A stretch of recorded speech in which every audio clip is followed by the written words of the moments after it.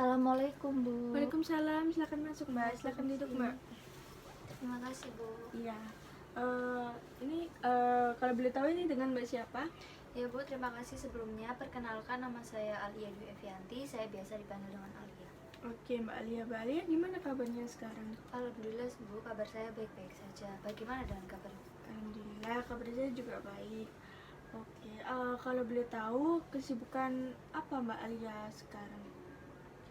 Saya lagi sibuk kuliah aja sih Bu. Oh, sibuk kuliah. Kuliah semester berapa sekarang Mbak Alia? Udah semester 5 sih Bu. Oh, semester 5. Oke, kalau boleh tahu gimana dengan kuliahnya? Apakah aman-aman saja? Ya Alhamdulillah sih Bu, ada amannya, ada problemnya juga. Oke, baik. Kalau boleh tahu, ada keperluan apa Mbak Alia datang menemui saya? Jadi hari ini saya menemui Ibu itu ingin melakukan konseling gitu sih Bu. Oke, apakah sebelumnya Mbak Alia pernah melakukan konseling? Belum sih Bu. Oh, belum. Oke, saya jelaskan sedikit tentang konseling ya. Dimana konseling itu di sini saya sebagai konselor dan Mbak Alia ini sebagai konseli. Di sini tugas saya hanya sebagai memfasilitasi Mbak Alia untuk menyelesaikan permasalahan Mbak Alia, tetapi yang bisa menyelesaikan permasalahan Mbak Alia itu ya diri Mbak Alia sendiri gitu. Iya Bu. Bisa dipahami ya Mbak? Iya bisa Bu. Oke. Oh ya, namun perlu diingat ya Mbak, proses konseling ini tidak hanya dilakukan sekali saja, langsung tidak bisa dilakukan sekali saja langsung selesai gitu, tidak. Tergantung masalahnya juga, bisa saja 2 sampai 3 kali gitu. Kembali lagi tergantung sesuai dengan permasalahan yang dialami oleh Mbak Alia itu. Baik, Bu. Apakah Iya, bisa dipahami? bisa Bu. Oke, kalau begitu jadi tidak ada masalah ya, semisal kalau ada pertemuan selanjutnya begitu. Iya sih Bu, nggak ada masalah. Oke, itu saya jelaskan sedikit juga tentang asas-asasnya ya di dalam konseling ini. Dalam konseling ini terdapat ada asas kerahasiaan, di mana Mbak Alia ini tidak perlu takut untuk permasalahannya itu terbocorkan. Karena ada asas kerahasiaan ini, saya sebagai konselor dan Mbak Alia itu harus bisa untuk menjaga rahasia yang sudah Mbak Ali ceritakan, dari permasalahan-permasalahan yang Mbak Ali ceritakan itu. Untuk yang kedua ada asas kesukarelaan, dimana ada asas keterbukaan, dimana Mbak Alia ini bercerita secara terbuka saja tanpa ada yang ditutup-tutupin, tidak perlu takut lagi karena ada asas kerahasiaan itu. Untuk yang ketiga ada asas kesukarelaan, dimana Mbak Alia ini datang untuk berkonseling ini secara sukarela atas kemauan Mbak Alia sendiri. Bagaimana Mbak Alia? Mbak Alia datang ke sini atas kemauan Mbak Alia sendiri atau bagaimana? Ya, saya datang ke konseling kali ini itu ya atas kemauan dari diri saya sendiri sih Bu, tanpa ada paksaan dari pihak manapun. Oke, bagus kalau begitu. Oke, sebelumnya kita menentukan waktu dulu ya. Kira-kira Mbak Alia mau waktu berapa menit untuk proses konseling kita hari ini? Kurang lebih 25-30 menit. Oke, saya rasa cukup ya, 25 menit gitu ya. Iya, ya. Oke, baik. Kalau begitu saya persilakan Mbak Alia untuk bercerita apa yang ingin diceritakan. Baik Bu, terima kasih sebelumnya. Jadi apa ya Bu, ini permasalahan yang ngebuat saya sendiri sih Bu. Jadi kayak akhir-akhir ini itu sosmed kan lagi hits banget gitu kan Bu ya. Nah itu tuh ngebuat saya itu karena keseringan bermain sosmed kayak nge-scroll TikTok, Instagram seperti itu Bu. Nah itu tuh ngebuat nilai saya itu di beberapa matkul itu kayak turun gitu Bu, kayak ada permasalahan gitu Bu di nilai saya. Oke, berarti ada masalah di nilai Mbak Alia ya? Iya Bu, benar seperti Oke. itu. Kalau boleh tahu, mata kuliah apa saja yang nilainya turun itu? Untuk mata kuliahnya sih ada dua, kalau ada dua mata kuliah yang turun Bu. Kayak turunnya itu hampir 10%-an gitu sih Bu. Oke. Ibu memahami, jadi nilai Mbak Alia kurang lebih turunnya jadi 10% ya? Iya. Oke. Sebelumnya Ibu ingin tanya, sebelum nilai Mbak Alia turun ini kegiatan apa saja yang dilakukan oleh Mbak Alia? Kalau dulu saya belum terlalu asik main sosmed itu ya saya seperti biasa aja sibuk kuliah, terus kayak nugas, kerja kelompok, terus atau enggak UKM seperti itu sih Bu. Tapi sekarang? Ya sekarang karena keasikan bermain sosmed itu kadang sampai lupa kalau hari itu ada UKM atau kerja kelompok kayak gitu sih Bu. Lupa sama tugas-tugasnya gitu ya? Iya benar. Oke, berarti lebih ke sering bermain sosmed gitu ya? Iya benar. Oke.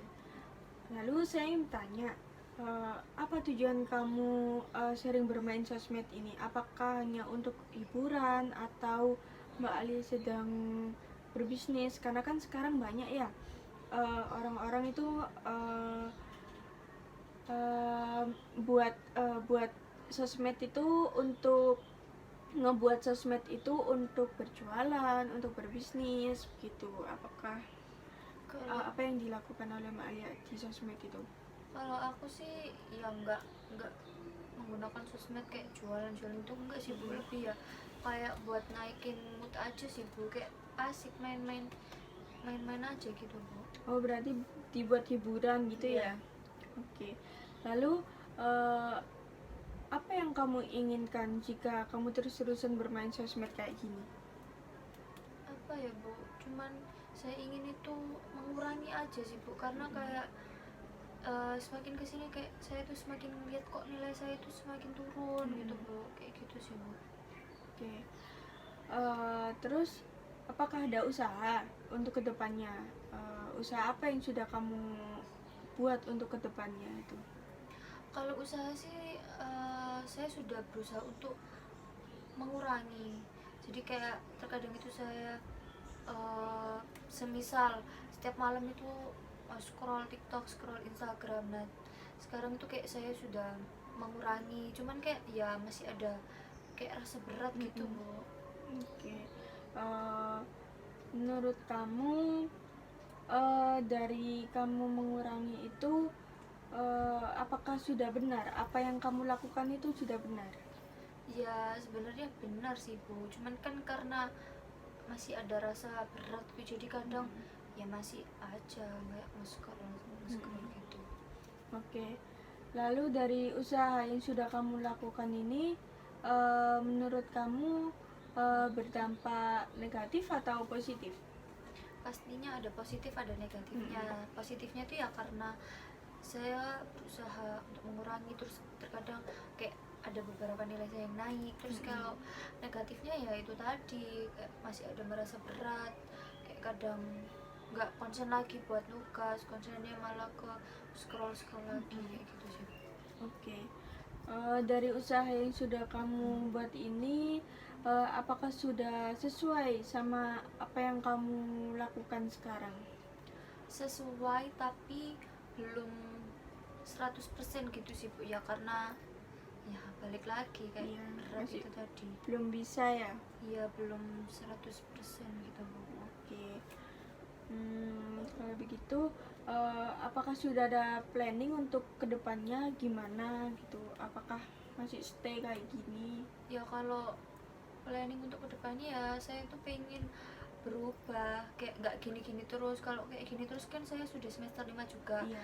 Ntar semester 6 harus entah itu PKL, proposal kayak gitu kan Bu. Saya mikirnya kan juga kedepannya, jadi kayak planning saya tuh kayak mau mengurangi gitulah Bu, benar-benar mau mengurangi, kayak mengatur waktu juga biar nggak terus-terusan bermain game kayak gitu sih Bu, benar-benar kayak mengurangi kayak gitu sih Bu.